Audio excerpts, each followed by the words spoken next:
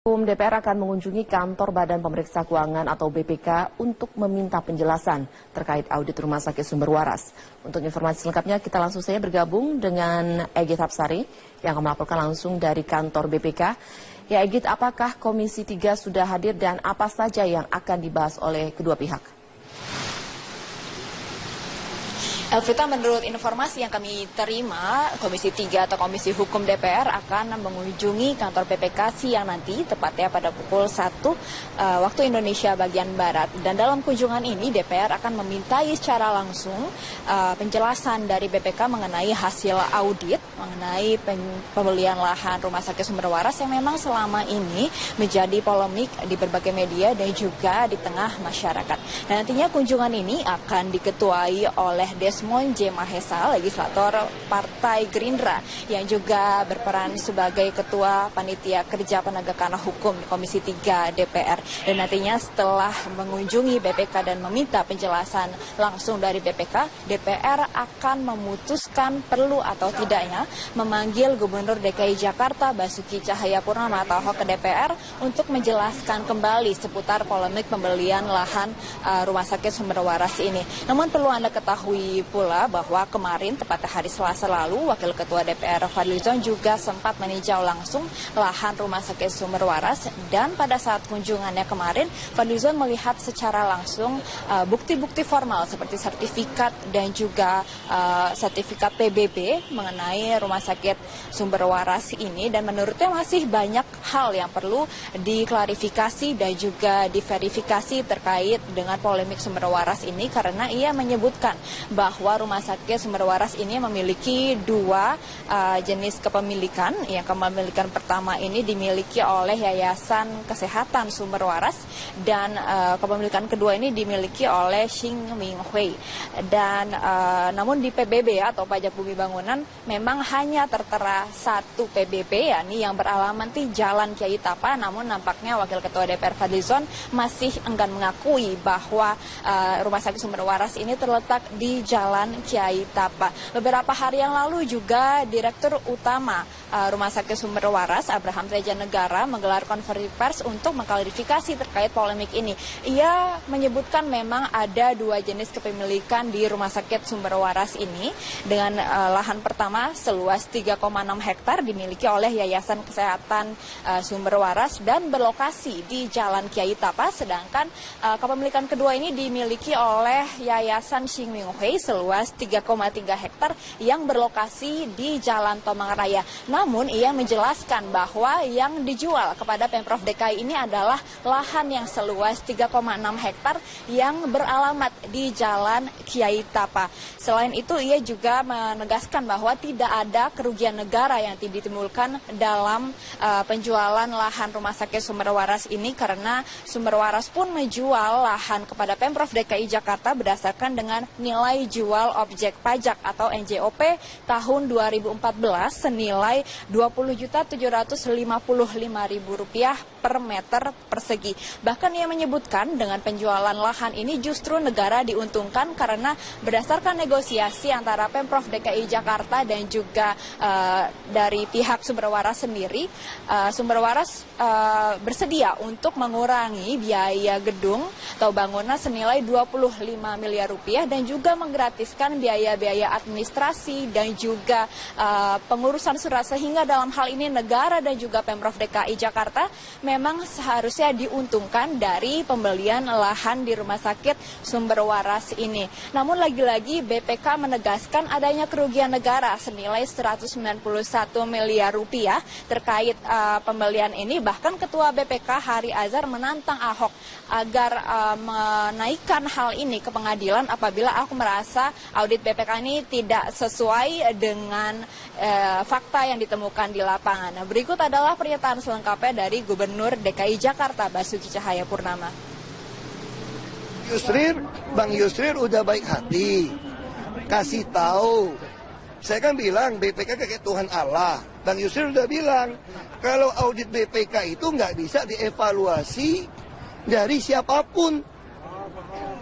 Nggak ada, kalau gugat ke MK menghilangkan pasal wewenang BPK. Itu lain kasus. Jadi kalau kamu tidak puas dengan hasil audit BPK bukan ngadu ke pengadilan, tetapi Anda mengadu ke majelis kehormatan. Tapi waktu saya mengadu dia balas, dia tidak manggil saya sampai 8 bulan. Pas saya protes, barulah kemarin saya terima suratnya. Begitu saya protes, besoknya datang surat. Saya nggak tahu backdate atau enggak, dimundurin kira-kira seminggu tanda tangannya. Majelis itu mengatakan, mohon maaf, Anda tidak dipanggil karena tidak perlu. Kamu kalau ngadu kehilangan barang ke polisi, kamu dipanggil duluan nggak dari polisi? Karena kamu akan ditanya polisi, lu hilangnya kenapa hilang, kenapa lu ngadu? Ini masa saya ngadu ke BPK, kagak dipanggil. Ya demikian yang dapat kami laporkan dari kantor BPK Jakarta. Kembali ke Anda, Elvita, di studio. Ya, Egit Hapsari, terima kasih untuk laporannya, Egit. Pimpinan Badan Pemeriksa Keuangan bertemu dengan Presiden Joko Widodo di Istana Negara. Pertemuan dilakukan di tengah konfrontasi yang terjadi antara BPK dan Gubernur DKI Jakarta, Basuki Cahayapurnama, terkait pembelian lahan Rumah Sakit Sumber Waras. Kami langsung bergabung dengan rekan kami, ada Eko Frimaandani dari Istana Negara. Eko, apa yang dibahas dalam pertemuan antara Presiden dengan pimpinan BPK? Zakia, pertemuan yang berlangsung antara sejumlah pimpinan Badan Pemeriksa Keuangan dengan Presiden Joko Widodo yang teragenda hari ini adalah untuk melaporkan dan juga menyerahkan hasil laporan keuangan daerah semester kedua. Memang berbeda pada semester pertama yang melaporkan keuangan pemerintah pusat. Pada semester kedua ini adalah untuk menyampaikan laporan keuangan daerah semester 2. Dari hasil pelaporan BPK tadi pada Presiden Joko Widodo dari 539 daerah, ada laporan menyampaikan wajar tanpa pengecualian sebanyak 47% dari 539 daerah. Selain itu, ada dengan laporan 6% dari 539 daerah dilaporkan. Sementara Zakia sebanyak 7% yang dilaporkan tidak wajar. Hal ini telah yang disampaikan oleh Ketua BPK RI kepada Presiden Joko Widodo hari ini. Namun ada hal yang menarik Zakia dalam pertemuan kali ini adalah pembahasan mengenai konflik antara Gubernur DKI Jakarta Basuki Cahayapurnama dengan BPK RI. Memang dalam pertemuan kali ini ada dibahas sejumlah hal tersebut, namun tidak disampaikan secara pasti.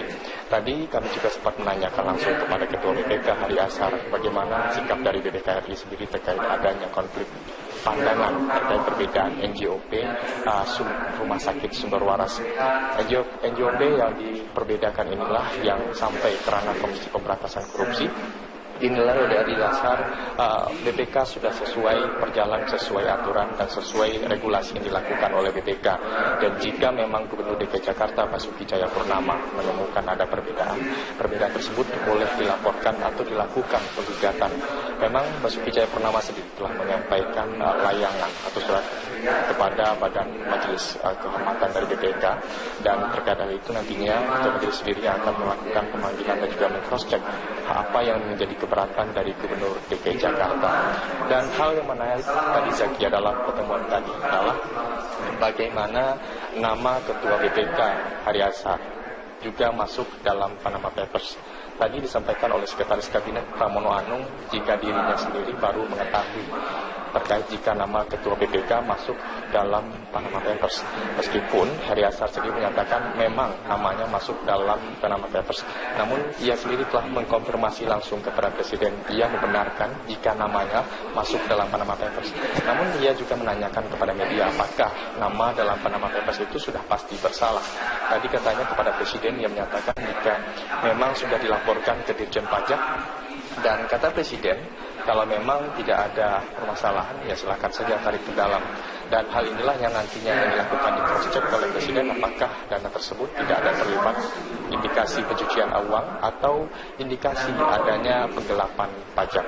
Dan hal-hal inilah yang tadi menjadi menarik dari awak media. Memang Hari Ashar selaku Ketua BPK yang seharusnya pada pemeriksaan keuangan juga dipertanyakan kenapa harus menyimpan uang di luar negeri sementara di dalam negeri sendiri memiliki banyak simpanan-simpanan yang lain.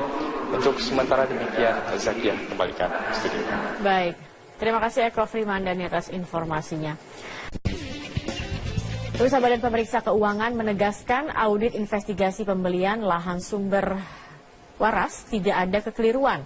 Namun Gubernur DKI Jakarta Basuki Cahayapurnama menyebut audit BPK menipu. Ahok bahkan menuding pimpinan KPK terlibat skandal. Pimpinan BPK terlibat skandal Panama Papers. Hasil pemeriksaan investigatif tersebut clear BPK menemukan adanya penyimpangan yang menyebabkan kerugian keuangan negara dan telah disampaikan kepada KPK. Yang terakhir, perlu kami sampaikan dalam keterangan pers ini, apabila ada pihak-pihak yang tidak puas dengan hasil pemeriksaan BPK tersebut, apakah hasil pemeriksaan atas laporan keuangan, ataukah hasil pemeriksaan investigatif, agar menempuh jalur sesuai ketentuan perundang-undangan.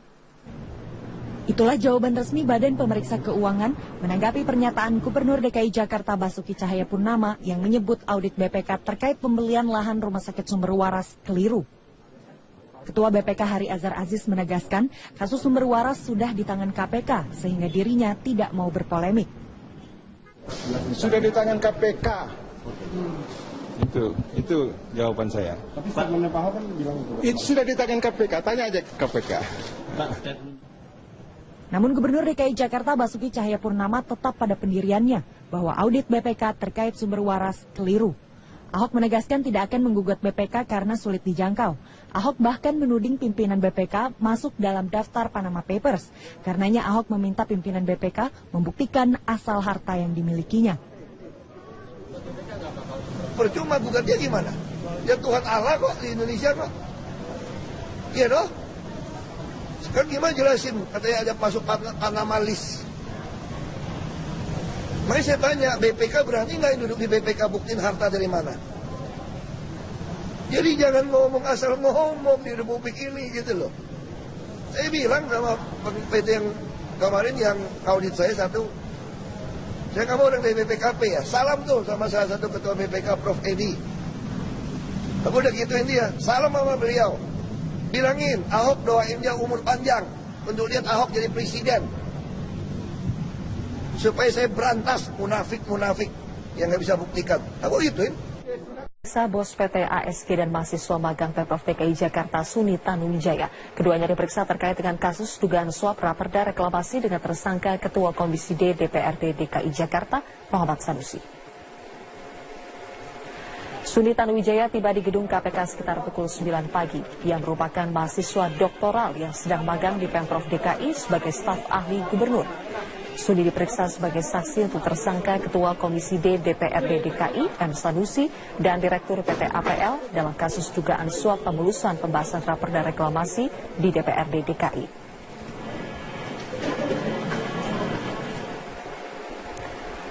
Sementara itu, saksi lain yang juga dihadirkan KPK hari ini dalam pengembangan kasus dugaan suap raperda reklamasi adalah bos PT ASG Sugianto Kusuma alias Agwan.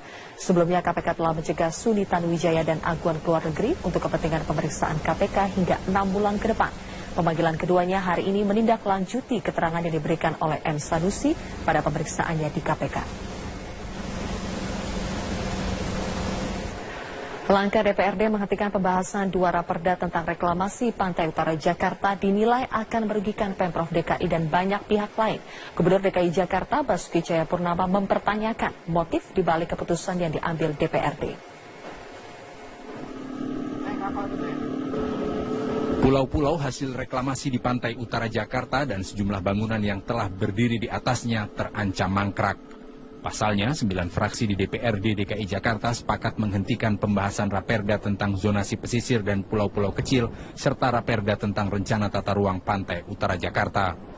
Dengan dihentikannya pembahasan dua raperda ini, maka pembangunan di atas lahan reklamasi tidak dapat dilakukan. Bangunan yang sudah berdiri juga menjadi ilegal karena tidak memiliki izin mendirikan bangunan atau IMB. Ahok menyebut penghentian pembahasan dua raperda tentang reklamasi ini akan merugikan banyak pihak. Mulai dari Pemprov DKI, wilayah Pantai Utara Jakarta, masyarakat, industri properti, dan industri lain yang terkait. Ya kita rugi dong, kalau IMB nggak ada, nggak bisa penjualan. Kalau setiap penjualan tanah kan dapat BPHTB. Terus efek domino yang paling besar seluruh dunia adalah industri properti. Karena dalam satu industri properti itu ada ribuan industri mengikuti. Keramik, macam-macam ini. Pabrik-pabrik listrik, ME, pasir, buruh, dari orang yang nggak sekolah sampai yang sekolah. Langkah DPRD yang dengan suara bulat menghentikan pembahasan 2 raperda tentang reklamasi juga memunculkan pertanyaan mengenai motif di balik keputusan tersebut. Pemeriksaan yang dilakukan oleh Komisi Pemberantasan Korupsi dinilai akan membuat perkara ini menjadi terang benderang. Sama aja mereka nunda-nunda mengesahkan juga selama ini kan.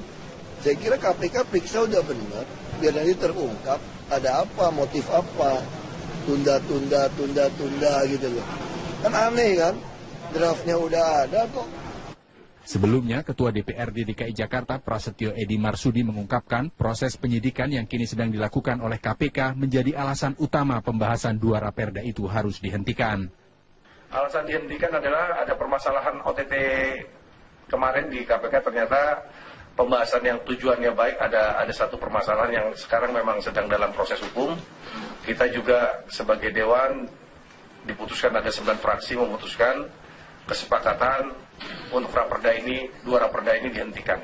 Sementara itu KPK terus mengintensifkan pemeriksaan terhadap pihak-pihak lain yang terkait dengan raperda reklamasi, termasuk dari kalangan pimpinan DPRD dan Badan Legislasi Daerah. Pemeriksaan dilakukan untuk mendalami mekanisme pembahasan 2 raperda yang kini menjadi polemik. Tim Liputan, Metro TV.